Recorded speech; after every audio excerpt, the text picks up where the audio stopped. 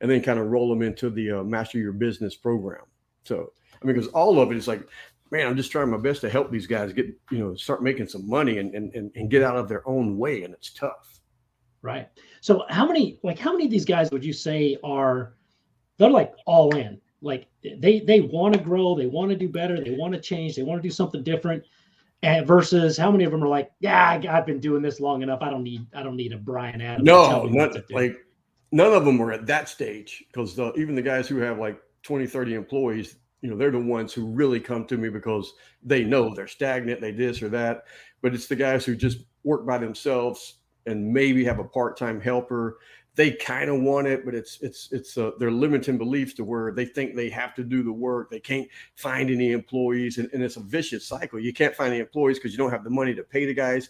You don't have the money to pay the guys because you aren't charging what you really should be charging, and you can't really charge what you should be charging because you don't have enough phone calls coming in. So you're just taking what jobs you can to where if you had 10 jobs coming in every week and you only needed one, you could cherry pick the ones that came in, charge a premium, then you'd have the extra money to hire the best guys and keep them and then grow. So it's a hard thing, but let's get started. Hey guys, we are here excited. Brian Adams, the contractor's contractor, another podcast, another episode of Dominate Your Trade, Kick Your Competition's Ass.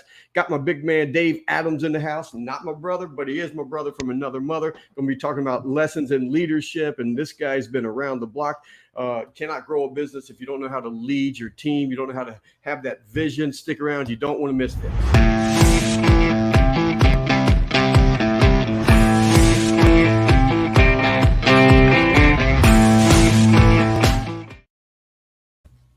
Hey, that's short. Nobody wants to hear that shit. They just want to get to the meat. Give it to me. Hey, say hi. Let us know where you're watching from, all that good stuff. Hey, Big Dave Adams, man, we have known each other since what, 2002, 2000? I mean, 2000 or 2001, right? Yeah, it's been a long time. Yeah. Damn. You You get I better remember looking the each first. year. You're 20 years better looking. Yeah, the first time I walked so I'm going to this Toastmasters conference. I'm competing at this thing, and I'm going to see the greatest unknown speaker in the world, Mr. Brian Adams. And I walk into this room, and he is on fire. And his girl is of course behind the camera, and I'm like, all right, you got something going on here, right?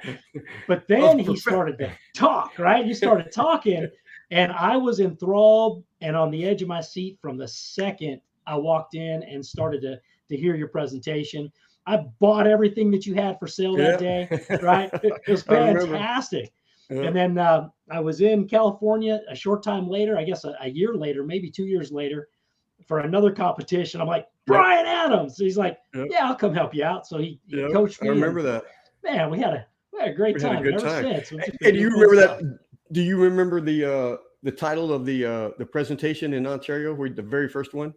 The only thing I remember about the title was what do you want and how bad do you want it? How bad do you want it? Yeah, that one that day was re-energize your dreams. Mm, Because I do that, and it's on the podcast. If you go to the podcast channel, we've all those old ones from 20 years ago. We uploaded them. They weren't podcasts back then. They were teleconferences and stuff. But that one that you showed up that day was re-energize your dreams, and it was like, cell phones had just started coming out. People were carrying them around, and it was like you. Wherever you got in your car, man, you plugged in your phone, got to keep it charged. You get home, you run over to the wall, you plug it in, got to recharge it, man. You go to bed tonight, you look at the battery, you got to recharge it. And I'm like, you'll do that for your cell phone, but you won't do it for your own personal dreams. And I'm like, dude, every day you got to be re-energizing your dreams like that. And so went through this whole thing on how to do that. But I still remember, man, it was like yesterday almost. I remember it all. They were selling because Ontario, that whole Inland Empire thing, they something to do with dates. And so that was kind of part of their things. And I'm not a fan of the dates. They're just too sweet. But you were working in Hawaii at the time, doing the marketing and running that's this right. business for the sandals or something. And you've always been the leader. You've worked for several companies, worked for your own companies in the leadership development part of it, and just all of it. Tell us how you got started, Dave. So, man, I started coaching kids soccer when I was 16 years old, right? So I've been leading teams for a long time. Yeah. But I would say the first real introduction to business. I was at the MGM Grand. It was max capacity, 17,500 people in this amphitheater. And I'm walking in there, and the gentleman's name was Hubert Humphrey, multimillionaire. And he stands up and he's like, you got to do two things every single day if you want to be successful in this life. And I'm like, oh my gosh, two things. All right, I got my pen, I got my pad, I'm ready to go. I'm like, what is it? He says, man, number one, you got to go to Fantasy Island every day. 30 minutes, Fantasy Island for 30 minutes every single day. And I'm like, what in the world is this guy talking about? He was talking exactly what Brian was talking about, right? Where you've got to energize your dreams for 30 minutes every single day. And number two, he says, man, you've got to read for 30 minutes every day. 30 minutes a day. So I went out and I immediately bought 2 books. And both of them said, look, the highest paid people in the world are the best communicators. So you better figure out how to communicate. So I took that and I jumped in and I joined a Toastmasters club because both books recommended it. And I joined a Junior Chamber of Commerce club, and because they recommend you've got to join the Junior Chamber of Commerce. And what I did is with Toastmasters, man, I jumped into every competition and I just picked up and learned how to communicate. In fact, Brian, I once paid like $700 to speak for 5 minutes because I had to pay for the flight. Yeah, you paid $700 to speak for 5 minutes. Yeah, because I had to pay for the flight, I had to pay for the hotel, and I had to pay for the conference fees, and it cost me $700 to speak for 5 minutes at a Junior Chamber of Commerce deal, right? But what that ended up is I won that competition, and then they paid all expenses to Florida for the national championship, and I actually won that. So that was a lot of fun. But the reason I bring this up is because communication is one of the number one skills that you have to have if you're going to be in leadership. Period. Yeah. Like, I mean, in Toastmasters, you can't exist without it. No, and all the contractors that I worked with years ago, way before I started doing the contractor, but they'd want advice and help them and stuff, and I would immediately tell them to join any Toastmasters in their area. Join 2 of them. They're like, "Well, man, I don't want to be no speaker all the time." Dude, it's about communication. You got to be able to talk to the clients. You got to be able to sell. You got to be able to present yourself. You got to be able to talk to your employees. All of that stuff. I said, and for me, the biggest thing I got from it was how to listen. And that was the biggest thing. And I said, man, and it's for the price. There's no better education for the pennies on that you spend. It's crazy. Brian, you talk about listening. The first Toastmasters club I joined, this lady gets up and she starts spewing this nonsense, 100% polar opposites of what I believe.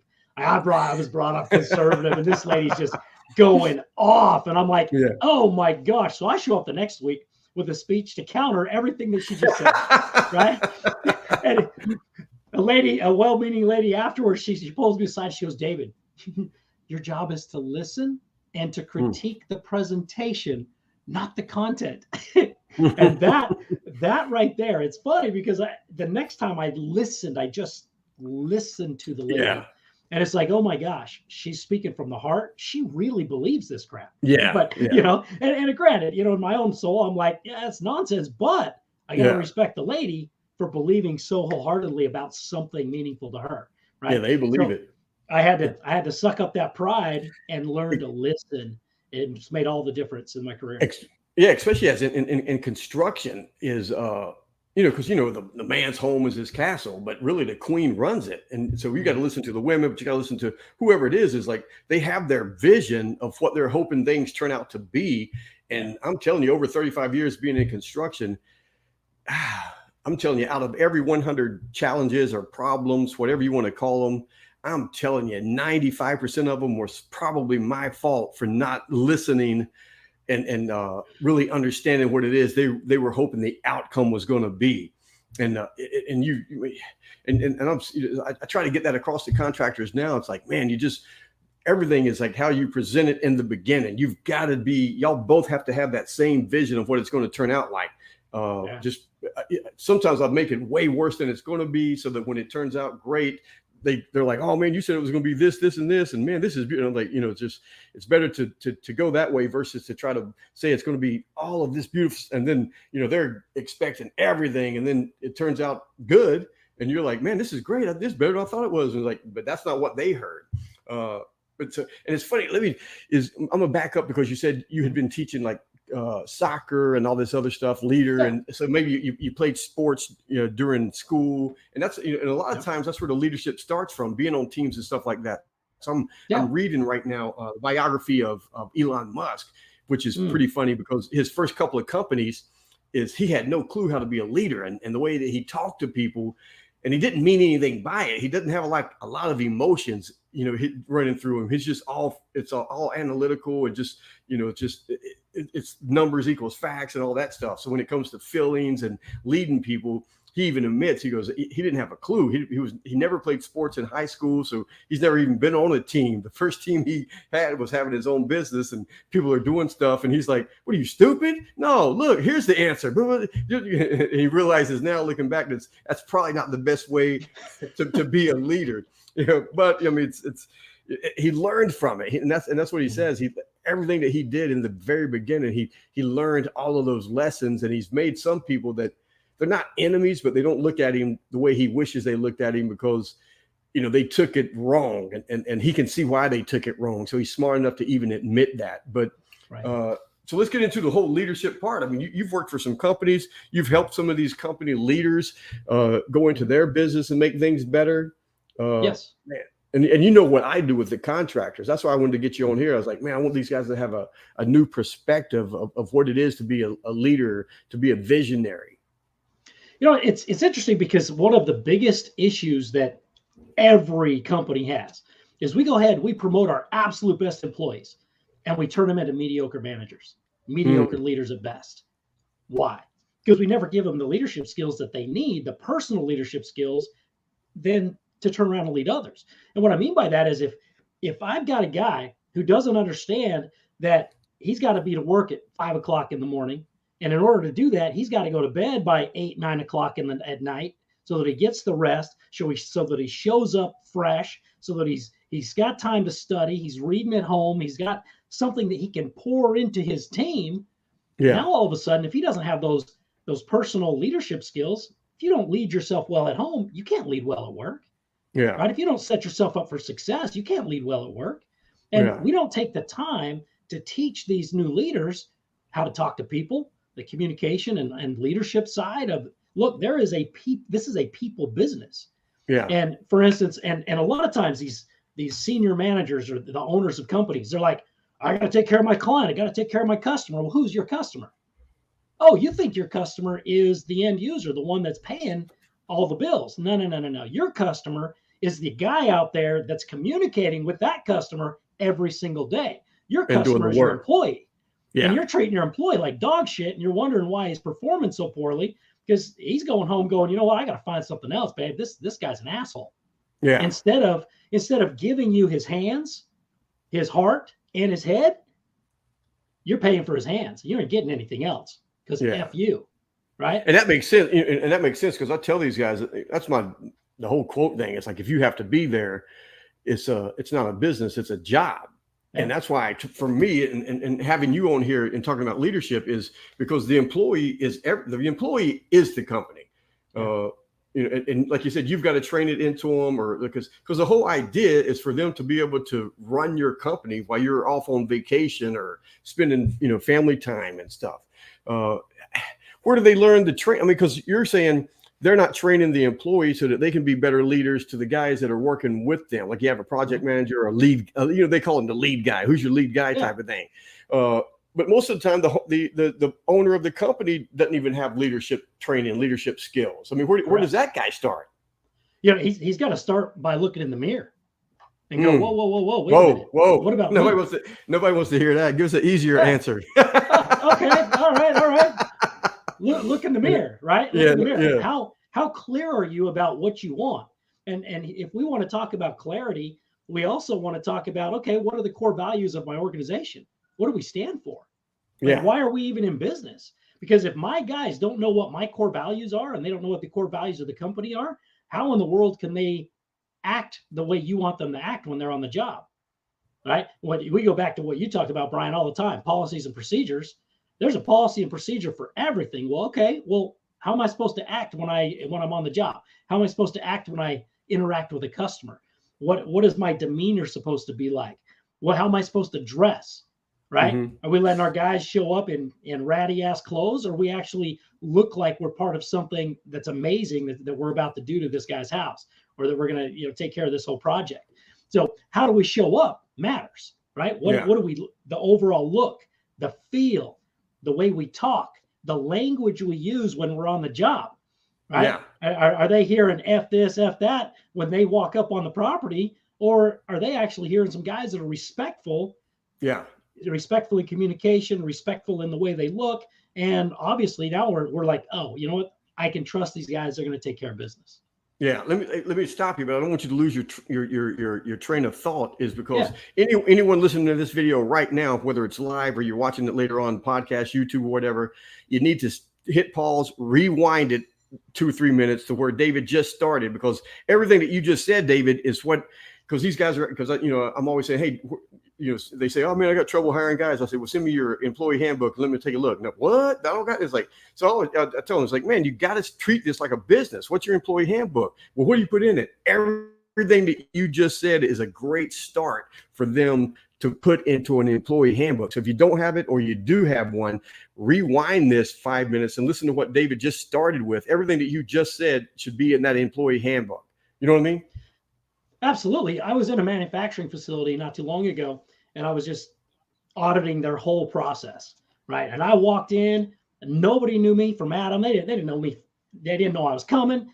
Yeah. I walked in and I spent 2 hours, Brian, 2 hours walking around this facility, and not one person spoke to me.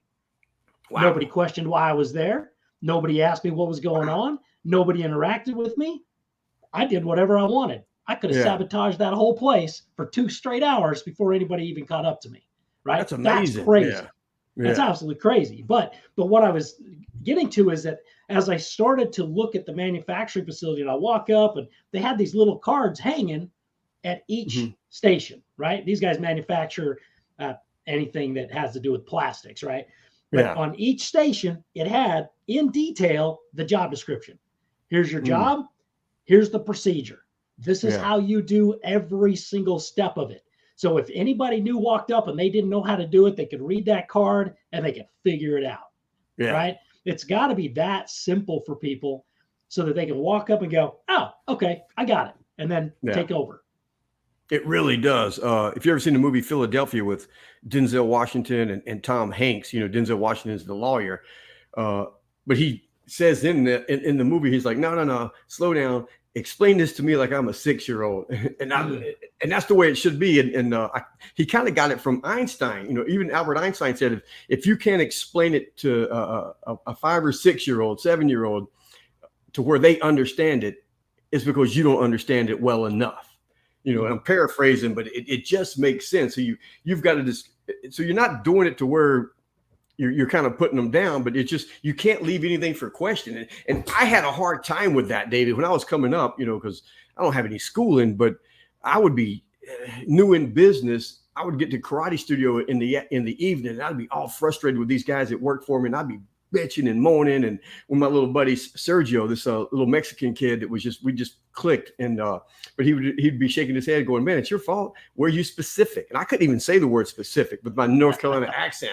And he's like, and every time he would catch me, because I'd be complaining about these guys, what they did or didn't do. And he goes, Brian, were you specific? And I'm like, they should have known. Brian, were you specific? But they no, they don't know what you know. You think that they know. You think that they understand it. You think this.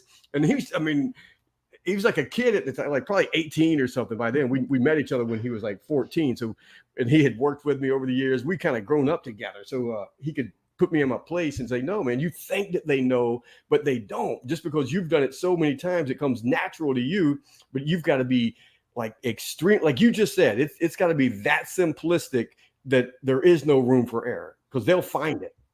Yeah. So what's your policy? What's your procedure? If somebody that you don't know walks up on your job, how are you supposed to greet them? What greeting are you going to use? What tone are you going to use?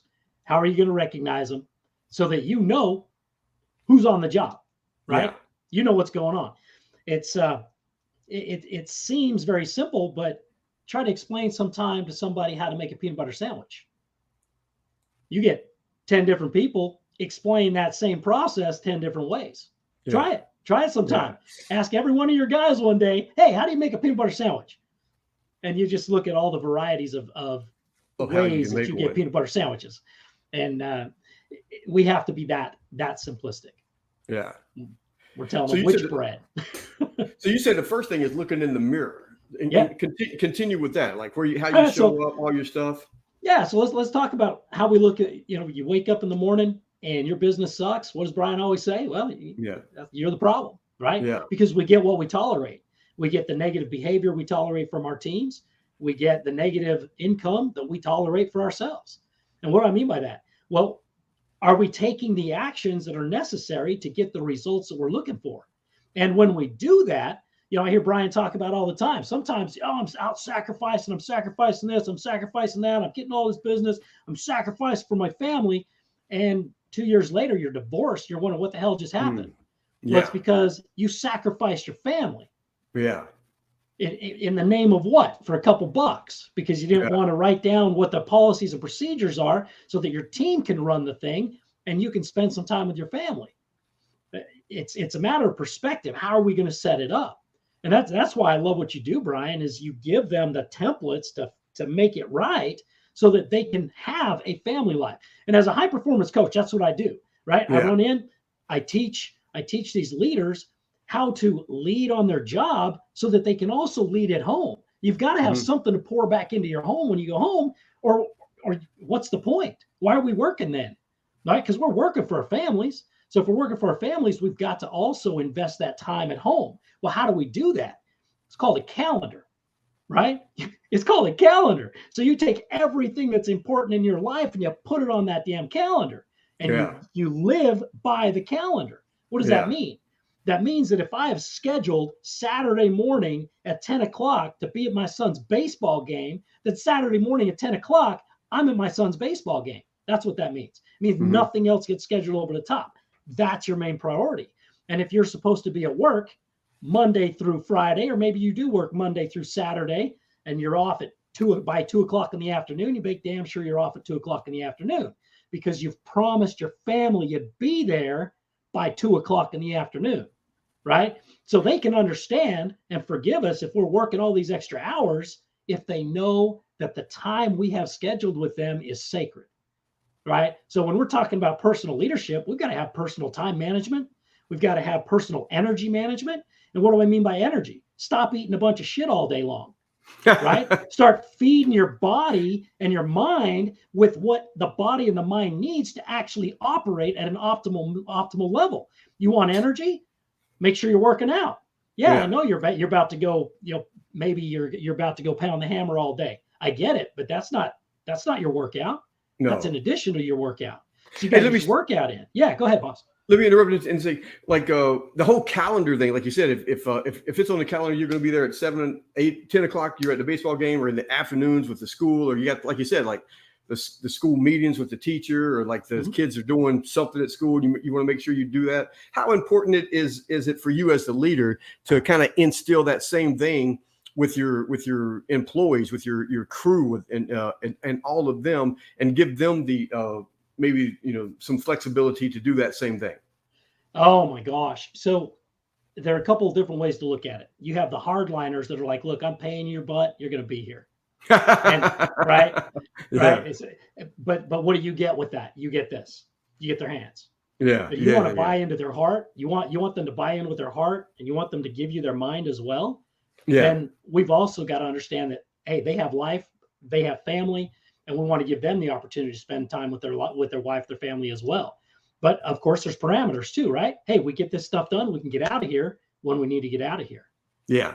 So if we and I guess as a business owner, because you're the one setting this. I mean, so even if you got 10, 20 guys working for you, if you know everyone's kind of like maybe every employee has their own schedule, and you've got some of their major functions that they don't want to miss, and you don't want them to miss it. You tell the homeowner, you can say, hey, we're going to be all taking off early, blah, blah, blah, this day, because Jim's kids in a play, and we all going to go support it. That kind of thing. Right. Yeah. So you keep your company calendar, right? With main events that you can help work around and rotate through the schedule so the guys have some time off. Yeah. So they get to go to things that are really important and meaningful to them too. Yeah. Because then you've got someone like, like Bill will say, "Hey man, Jim, I know you got to take off early. I'll stay late this week, or I'll stay late today and get this done because we need to get it done." And then in return, he'll end up doing that later on for someone else. Man, I stayed late many a times for my managers that had things with their kids, right? Yeah. It just, you cover for each other because things are important. And then they would stay and cover for me when I needed to be somewhere. Yeah. So you just create a good symbiotic relationship that way. But that personal leadership, if you learn to lead yourself well, that transitions into the way you show up at work, right? So if we've got a good morning routine, we've got our workout in, we're fueling the body the way we need to, we're fueling the mind, we got our prayer and our meditation in, and we're getting to work, we're set, we're ready to go, we're firing all cylinders, and we go all day long, and then we wind down well at night. And what do I mean by wind down well? Turn off the damn TV. Yeah. Spend some time with your wife and kids, or spend some time with the family, and stop the scrolling and none of that nonsense. It's funny, Brian, because people watch TV on average 4 hours a day. Do you know that? 4 hours a day of TV and 3 hours and 6 minutes of scrolling. They could be watching this, Dave. They need to turn off Netflix. Turn no this kidding, podcast man. on. That's what I'm talking about, right? But we're not talking about productive use. We're just talking about scrolling. And we're talking about just watching TV. We're not talking about learning things that are going to change and transform your life. We're talking about 7 hours a day. Yeah. And then they wake up and they're burnt and they're tired and they don't have the energy for their family. They don't have the energy to really work at an optimal level. So because they're not leading themselves well, how can they possibly lead others in a good direction? And let me throw this at you. Stepping outside of your comfort zone, any of that stuff. Let me tell you, is like, so me and you got a trip coming up we're going to do together. Before that trip that me and you do, October 1st and 2nd, I'm going to Zion. You've been to Zion. I'm going to hike Zion. I'm going to leave Zion early with Victor. You know Victor. And I'm going to leave super early, drag my motorcycle up to Taos, New Mexico. Never been there.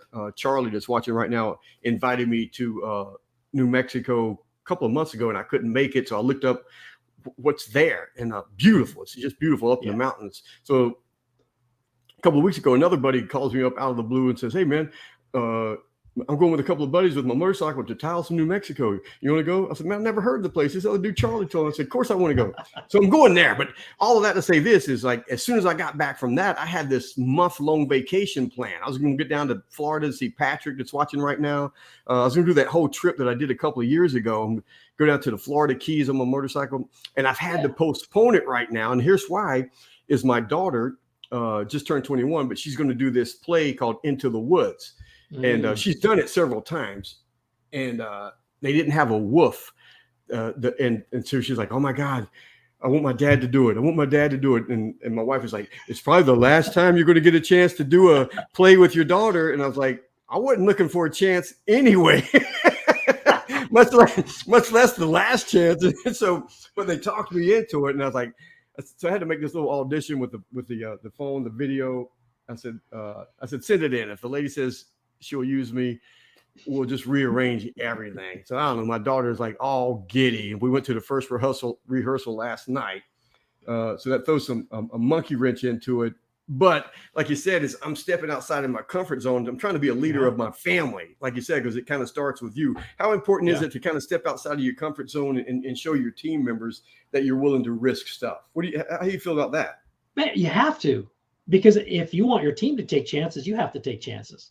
And we're not talking about chances like jumping off a cliff type chances, right? But we're talking about stepping out and doing things that are a little bit different, a little uncomfortable. In fact, if any of you are, if you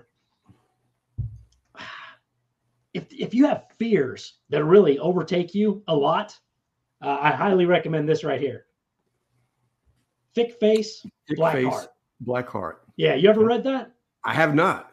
Oh, I just started it. I'm like 60 pages into it. And I will tell you what, everybody should read that book. Everybody. Wow. If you're in business, you need to read that book. If you're a business owner, you need to read that book. If you're stepping out and launching anything, you need to read that book, because it's all about, Thick Face, Black Heart.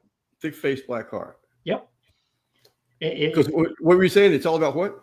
Oh, it's all about overcoming your fears and just stepping into what you're meant to be. You know who Yeah. you're meant to be, what you're meant to do. And it's, anyways, I don't want to spoil it for you, but I want to tell you it's worth the read. You definitely want to read it.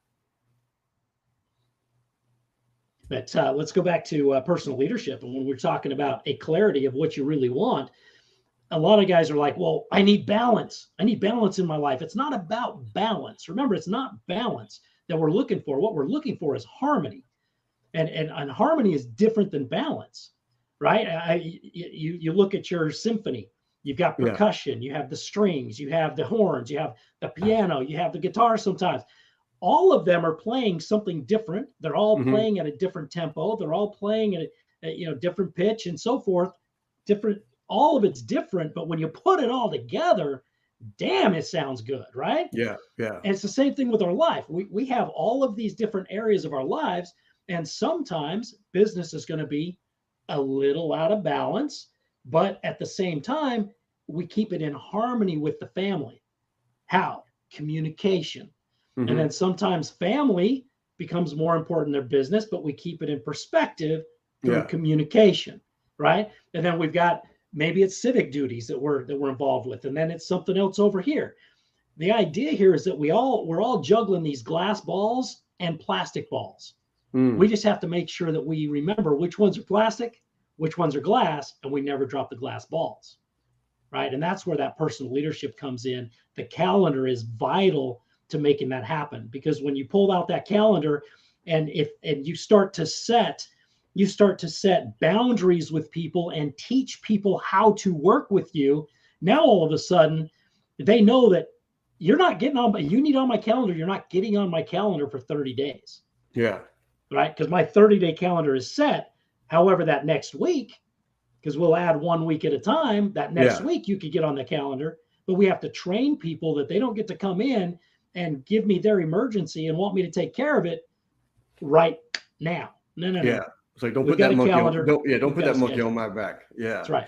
And I love what you're saying too about the orchestra and all the different instruments. And years ago, and it stuck with me forever, because it's kind of the way I see the owner of the business, the leader of the company, the leader of any team, no matter what part you're at, is as soon as you've got some guys or people underneath you that you're kind of working with and leading them, it's a conductor. So you got all the instruments in the band. So the band member plays the instrument and the conductor plays the band. He's running it all. And when I heard a guy say that once, I was like, oh man, it's like, and that's what the leader is. It's like everybody's doing a little bit of something, and they got their own thing that they're doing, and they got their own instrument, no matter if it's the drill press, whatever it is that you're doing, that part of the job. Even the guy in the janitor or the dude picking up the trash in the parking lot, every part of it is just as important as any of it. And the leader is really the one conducting everything and making sure everything works and flows together. I love how you put that together. It's interesting you bring that up. Russell Brunson, you're familiar with Russell Brunson. He was in a big meeting with Tony Robbins, right? Yeah. But Russell, he has been the CEO of ClickFunnels since its founding, right? And he's been directing everything this whole time. And Tony takes him aside. He's like, dude, what are you doing? Yeah. He says, your superpower is the creative.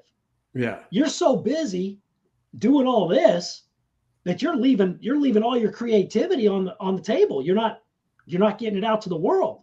Yeah. Hire yourself a CEO and you step aside and you do the creative piece. And I promise you're going to come up with some amazing, amazing things to do. Right. Yeah. So Russell's like, okay. So he hires Dave Woodward, I think, as the CEO of ClickFunnels. And he goes and does this creative thing. And what's the first thing he does? He acquires Dan Kennedy's company, Magnetic Marketing, right? Yeah, which goes is out amazing. He's got the time to think. He's like, it'd be really cool if I could just buy this company. And he bought it, right? Yeah. Ridiculous. So for you guys watching right now, Google Dan Kennedy. Dan Kennedy and Jay Abrams were my first marketing teachers back in the early 80s and all through the 80s. And Dan Kennedy has been the marketing guru since the 60s and 70s. Any piece of mail that you ever got, it was probably had Dan Kennedy's hands on it. It's crazy. Yeah. Oh, Guthrie Ranker. Been working with them for years and years and years. Yeah. But the reason I bring that up is sometimes once you've reached a point Mm-hmm. where you've got a well-oiled machine, you've got your policies in place, you got your procedures in place, and you've hired yourself a damn good manager to run it. Yeah. You can now do what Tony Robbins does, which is he sits back as like the board member, but only has his hand in just a couple of the pies. Yeah. Right. So out of 104 companies, he may have his hand in half a dozen of them, but he's got great leaders leading all of his companies. Yeah. Right. So when you're ready to take it to another level, that's the level you want to be at, where you've got somebody else running that thing so that you can use your creative side and add, okay, what's next? Yeah. And then it's, okay, what else can I add to this? I need my wife needs another vacation home in Hawaii. Okay. Yeah. What business can I create that will generate the revenue to pay for that item over there? Right. Yeah. So it's just kind of stepping out a little bit, but you want to grow it. And in order to grow it, we've got to attract some great employees to work with us. And in order to attract great employees, we've got to have a great place to work. Right. So we've got to have great vision. Yeah. So with like and that's the thing too, though, is like so many contractors just start out accidentally in business by themselves. They're just tired of working for some dude that they think don't know anything about it, or they just, they've got some tools. They get a couple of side jobs because their friends and relatives know that they do something in construction. So it's like, I need that done on my house. Come do it. So they end up making more money in one weekend than they make all week working for someone. So they almost fall into like, well, now I work for myself. And from there, like you said, is like, you got to work on yourself religiously, because that's what you're going to pass on to your very first employees. And then that guy's going to pass it on to everyone else. And you got to kind of oversee everything. So even, kind of sticking with the whole look in the mirror is, how do they track it? I mean, how do you know if you're getting better or worse or something? Because remember, most of these guys are like working by themselves. They may have a part-time helper. They may have two crews, meaning four guys, two guys on each crew. And I'm a big proponent, as I tell guys who are working by themselves, is like, look, the first person I want you to hire is an office manager, even if it's part-time. They're like, what? I need someone to help me pick up the plywood. I'm like, no, man, you need someone to work this business, because if the business isn't being worked, it's not going to grow. You can always get someone to do the labor part, but I don't know. How do you know if you're getting better or worse or well, what's your balance sheet? What's your balance sheet look like? Right. I mean, if you're not paying your bills, then, we got a problem. Yeah. And if you're not saving money, you got a problem. If you don't have money to invest in advertising, you have a problem. If you don't have money investing, going back into your company, you have a problem. Right. We can't continue to bleed money. Yeah. So, well, like Joseph right here just said, it's hard to let go and trust. It is hard to let go and trust, but how else are you gonna learn and gain their trust? Yeah. So you can gain their trust a little at a time, right? Baby steps. We give them a little bit, and if they do extremely well, fantastic. What's the course correction? How could they do better? And then we give them a little bit more. Mm-hmm. And did they take great stewardship of that? Yes, they did. Okay, let's give them a project on their own and see how well they handle it. If we've trusted them enough this far, let's give them a project and see how well they do. Okay, and they just knocked it out of the park. You're my new project manager. Here we go. Now we move forward. But if we never trust them, people will live into the expectation that we give of them, right? And if they've shown that they can do things well, and then we give them a little more, and we communicate, we have that conversation with them. Here's something that so many employers miss out on, Brian, and that is the one-to-one conversations with their employees. And here's what I mean by that. Career development discussions with your employees. Well, what do you mean? What a career development discussion? What the hell is that? This is where we sit down and we find out, what do they want? Why are they even here? Why are they working for me? Right? Why are they working for you? What do they want out of being a part of your company? Do they want to grow with the company, or do they just want to come get their paycheck and go home? Because you're dealing with two different animals. One, you're going to train and develop and work into your company. The other one, you're going to work with them and help them become the best carpenter they can possibly be. But then they're going to graduate from school and they're going to move on. But, a lot of guys are like, well, I don't want to train some guy who's just going to leave.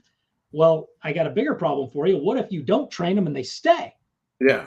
Now you're really screwed, right? So the idea here is that we give we give trust in increments, right? A little bit at a time. Yeah. And if they've proven themselves worthy, then give them a big project and let them go after it. And then how do you follow up? Your follow up is, what you tell me the tools you need to make this happen. I'll get you what you need, and this is your project. Yeah. Right. And that whole, like that whole, well, one, I've never ever bought into the whole don't train them because they'll leave you. I never bought into that, because even way back when I was first starting, even my very first couple of guys that worked for me, I was like, dude, don't. I always wanted more for them. I would even tell them, it's like, man, I'm only going to ever be able to pay you so much. You know, you've got to have your own company eventually, but most people don't want their own company. And if you build your company the way it should be built, you can pay them enough to where they don't need to be their own company. Yeah. But I trained them to where they could be their own company, because I really wanted them to see what it was like to run it. Because they think, oh, the businessman, man, the owner's making all this money and life is easy and this. And I'm like, dude, you don't have a clue. So I gave them the clue. I said, no, come on in here. You're like, you want the phone ringing at 9, 10 at night, unhappy clients and this, and guys calling in at 3 in the morning because they know you're not going to answer the phone, so they can call in sick and all this. So they see that part of it, and they know how to run their own business if they wanted to, but most of them don't. They just like, look, man, I'm happy just, helping you, whatever. And just, but they end up respecting you more for it. They're better employees for it. And if they do go off, and I've got, just in my area, I probably got, I don't know, 8 to 10 guys that have their own companies doing the same thing that I do, used to work for me, and we're still real good. It ain't like, there's plenty of work. Right. It just helps. So tell me this, Brian, how much does it cost you to hire and train a new guy? Yeah, it's in first number it comes out of my head is 10 grand. Because it's the first 3 months is just wasted money I'm paying him, because he's not doing it unless he knows something. But I'm talking a new guy, doesn't know anything about the trade. For the first 3 months, I'm losing money just, training him, just paying him. I'm paying him for absolutely nothing, just to show up and learn. So if he turns around and walks away, you're out 10 grand. Yes. And that's why I try to convince these guys to do 3-month bonus, 6-month bonus, 1 year bonus. And that first 3 months, that first month really has to be so well planned out in your books and your note on your calendar, like you said, to where you'll know after the first month if this guy's going to cut it or not. Those next 2, and if he doesn't, he's gone. And you should have found that out during the interviewing process. But if he does, you go, okay, man, okay, yeah, there's something here. This is a diamond in the rough. Month has went by. I can see this working out. Those next 2 months is for both of you guys to really, kind of bring him into the family per se. And because still it's like, he's just not going to know enough so after 3 months, you start breaking even. So for the next 2 to 3 months, you broke even. And so after that 6 months, then he stuck it out to get the next bonus. But then after that, you start recouping your money. Right. So that's what you wanted. Let's think about that for a second. So 90 days, 10 grand out the window.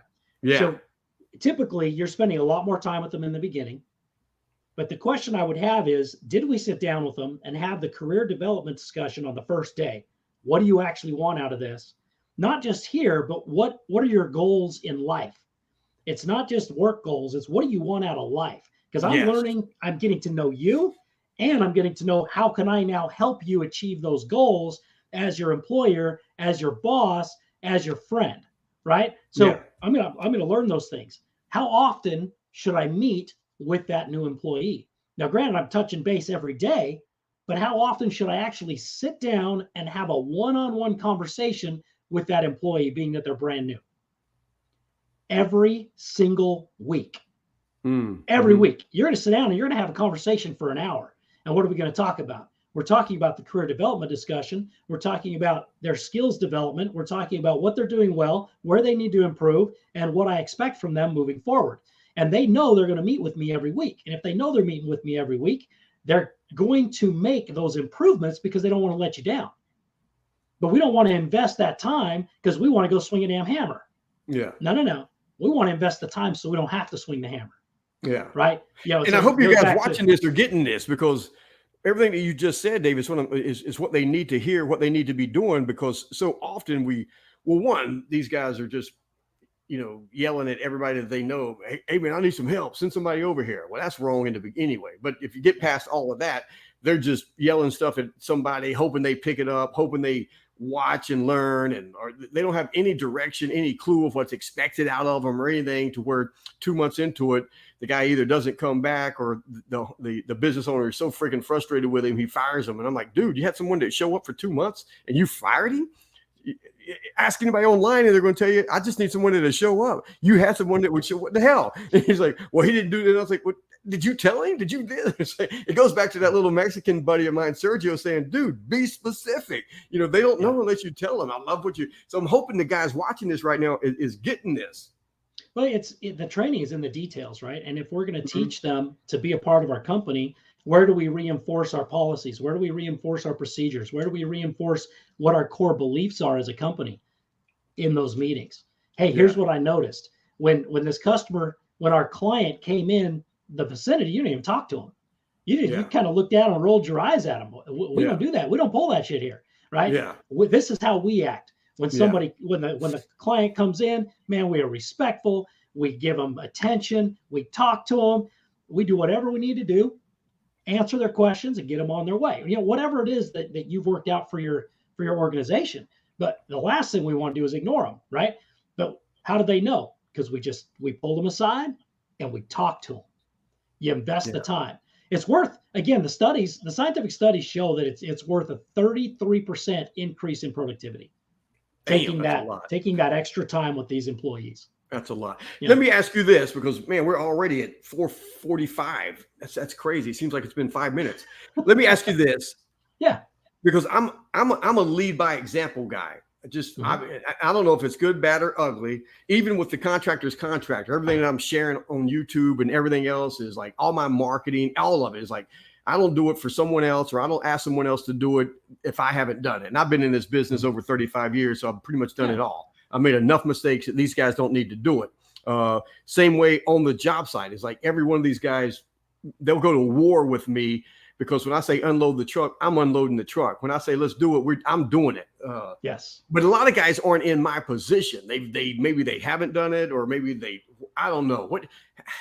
I'm not saying that lead by example is the best, because some guys just don't do it. But I even tell guys sometimes, I said, if you're not the lead by example guy, at least admit it. Say, man, I wish I could unload all that heavy ass wood like you guys do. I wish I was younger. I wish I was this, or man, I really appreciate what you're doing right now. That kind of, because they got to know that they're appreciated. And when I'm in there with them, they kind of do. But I don't know what's your feelings on that whole lead by example, because everybody can't. I mean, and I know that. So I'll use this example. I had my market manager come in. I was running $100 million super centers in big box retail. Yeah. And my district manager comes in and he's like, "What? Can I show you something?" I said, "Yeah." So we go into the bathroom, and he brings the maintenance guy. We bring the maintenance guy in with us, and he takes this little tiny brush, and he gets down on his hands and knees, and he's rubbing out the grout, right? Like he's cleaning out the grout, and he's like, "Now that is the expectation for this bathroom." Right? Okay. Now, did he do the whole bathroom? No, but he set the expectation. Yeah. He set the expectation for me, and he set the expectation for the guy who's responsible for that outcome. Yeah. He was leading by example. Most of those guys would come in here, point at the floor, and go, "What the hell is that?" Right? Yeah. Big difference. And so that leading by example, the humility enough to say, "Hey, I'm willing to do this." Yeah. Or we used to have these big trucks come in. Sometimes you'd have 3 trucks in one night, and they're massive trucks, thousands and thousands of pieces of freight come into these big boxes. And you don't have enough guys because guys called in. Guess what? Right there in the front of that truck, throwing all these thousands of pieces of freight off the truck. Now, would I do that every night? No. But when you're in a pinch, when you're in a bind, you jump in and do the things you can do. You may not be able to do everything they can do, but you're participating. And then the other thing you can do is remove obstacles. Just get the obstacles out of the way so they can do their job. Sometimes one of the biggest obstacles is us. We're in there telling them everything what to do. They already know what to do. Sometimes it's step back and get out of their way and bring them some Gatorade and call it a day. Right? It's like, let them do their thing. And that's true because like I don't know if I'm. It's rare that I'll be going to a job site that I don't call someone that I know is there. There may be 5 guys there, and I'll call at least one of them and say, "Hey, man, I'm on my way over there. You guys need anything? I'm gonna stop, get something to drink, any of that kind of stuff." Yeah, yeah. But again, if we're going to set an example, I'm not telling you not your guys not to drink a bunch of soda when they're out there on the job, but I'll tell you what, that's just killing your productivity. Yeah, It's just flat is, and then they get home and they're tired and they're worn out and they yell at their spouse and their spouse yells at the kids and the kid goes out and kicks the dog. So for me, I'm a dog saver, man. I save dogs by teaching people how to lead themselves well at work. So we got so it's 450 right now. So if you had, what's like, I don't know, only if there's 1 through 10, or if there's, what's the top 3 or the top 5, 3 things, 5 things that you think a leader should have or should focus on? Like when he looks in the mirror, what should you be asking yourself? Here's 3 things, here's 5 things. Man, I'm glad you asked that question because those 5 things are going to be different for each one of you. Because when you look in the mirror and you go, okay, where am I not showing up the right way? Over the last 30 days, 90 days, where is it that I'm showing up short? Am I showing up short in energy?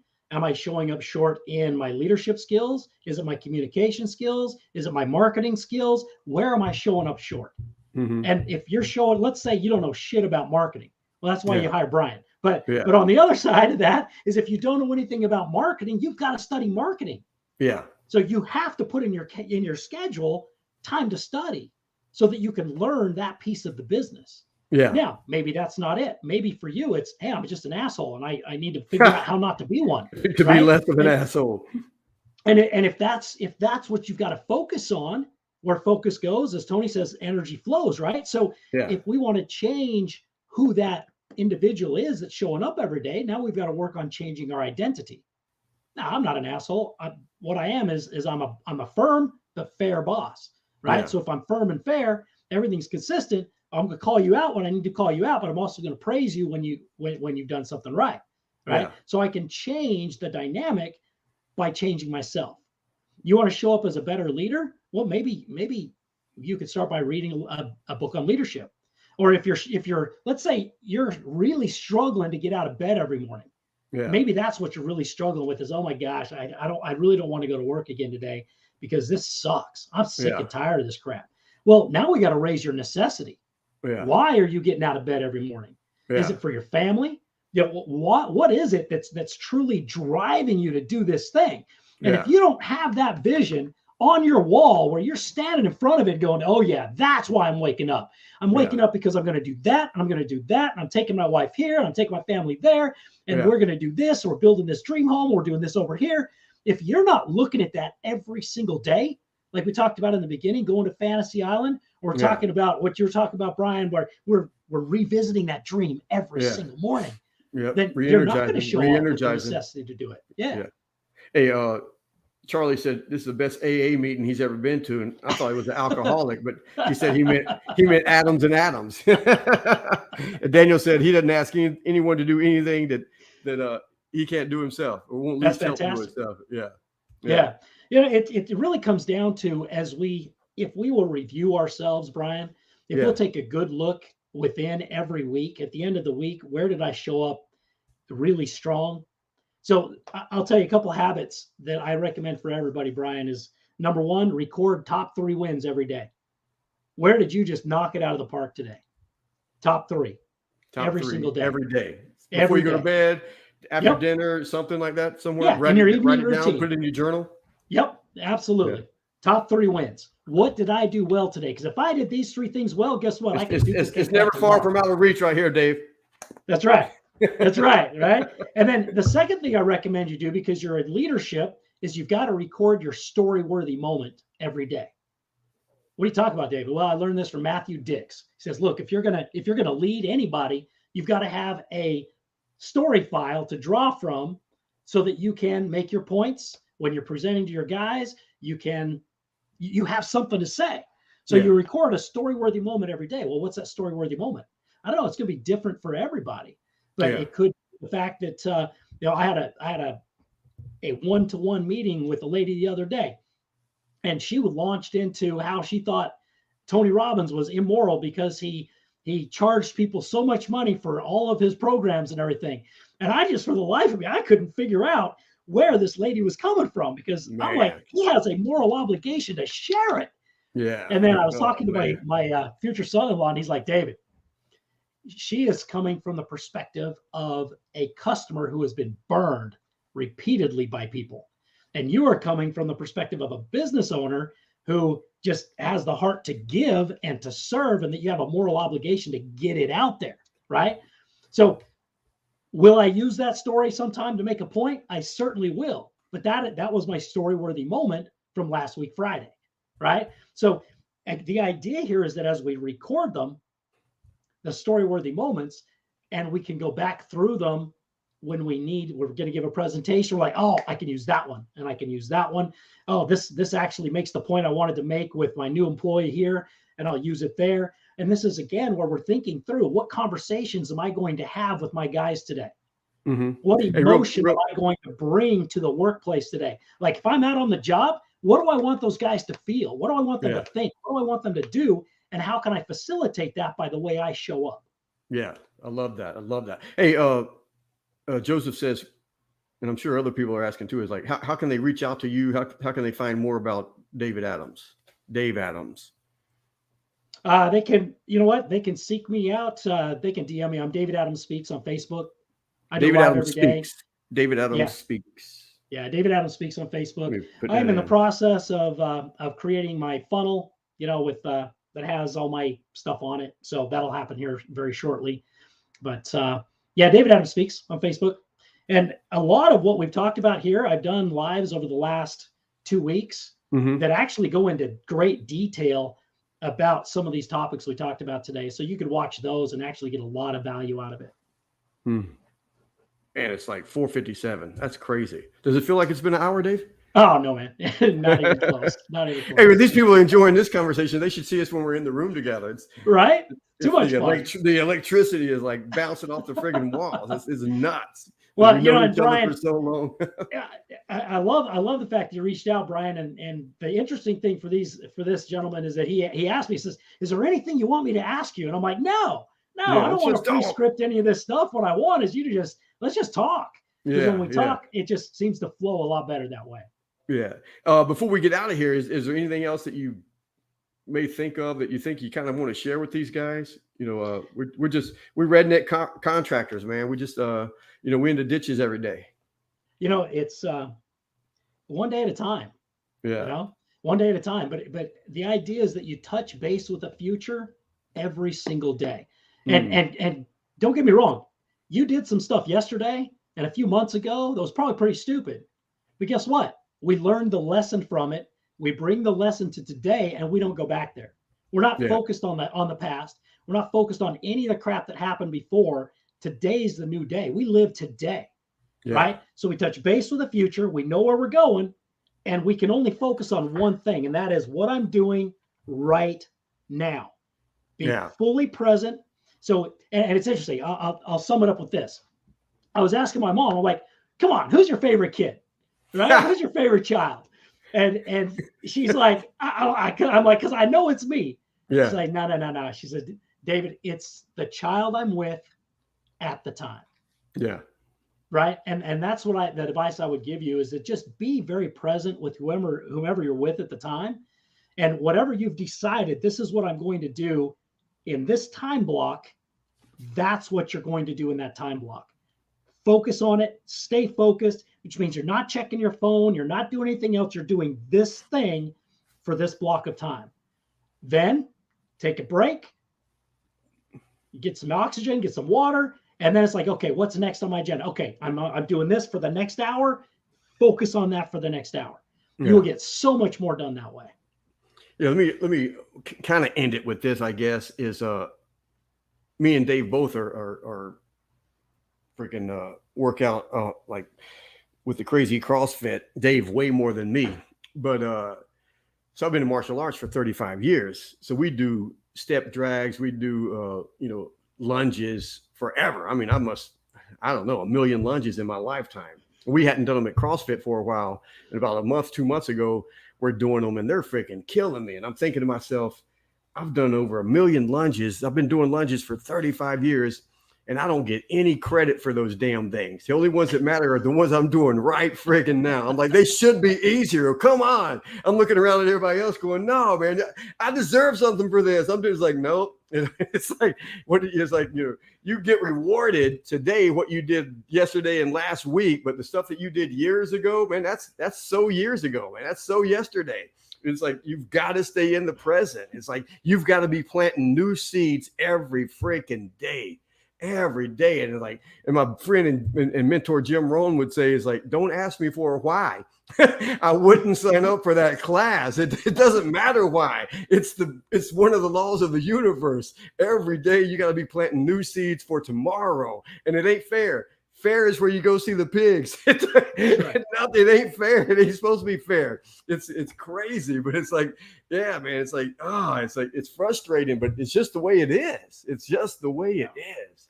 Man, I don't know. It's like, it's everything that we've just talked about. They need to rewind it or watch it from the beginning. Hey guys, if you've liked what you've heard, man, share this video with people you know need to hear it. Sign up at the YouTube, click the link below, hit the bell so that you get notified when we do new ones. We try to do these live Facebook interactions every Wednesday, 4 p.m. Pacific Standard Time. Dominate your trade, kick your competition's ass. More leads, better projects, more profit. Dave, anything you want to say? I'll give you the last word. Wait. Let me see what my buddy Matt in Texas says. Good point with the lunges. It ain't fair. It is not, Matt. They kicked my butt. They kicked my butt every time. I'm like, damn it. Last words, Dave. You get them. Brian, the only benefit we get from doing that hard stuff today is that we feel better tomorrow and 2 days from now. And what I would tell you is, if you don't feel good today, like if your energy is really low today, I want you to look back at what you were doing 24, 48, 72 hours ago.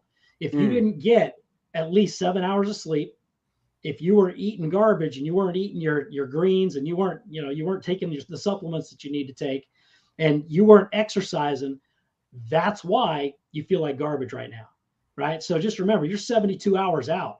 So if you want to feel great 72 hours from now, you get your exercise, you eat your greens, you drink your water, you get your 7 hours of sleep, boom, game on.